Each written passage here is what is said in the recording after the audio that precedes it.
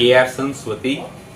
જે મોરબીની અંદર જે દુર્ઘટના બની ગઈ, કરપીણ હત્યા કરવામાં આવી, જે નજીવી બાબતની અંદર કે જે ગુંડા તત્વોને ફરી વખત કાંઈક સબક મળે અને સરકાર પણ એની ઉપર ધોરણસર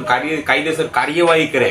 એ માટે આજે અમારા મહુવા સોની બજારના એસોસિએશન ચેતનભાઈએ બંધનું આવેદનપત્ર આપ્યું છે અને અમે લોકો મામલતદાર કચેરીએ જઈ અને આવા આવારા તત્વોને ગુંડા તત્વોને એકદમ કડકમાં કડક સજા મળે એ માટે અમે લોકો આજે મામલતદાર પાસે જઈ અને વિનંતી કરવાના છીએ।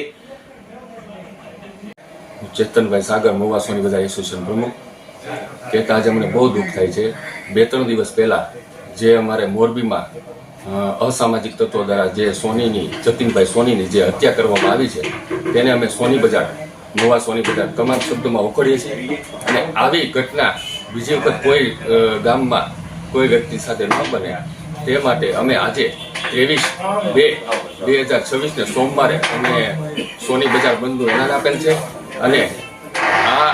એલાન એટલે કે અમે આનું આવેદનપત્ર લઈને અમે સરકારશ્રી પાસે જવાના છીએ કે કોઈ દિવસ આવી ઘટના કોઈ વ્યક્તિ સાથે કોઈ ગામમાં ન બને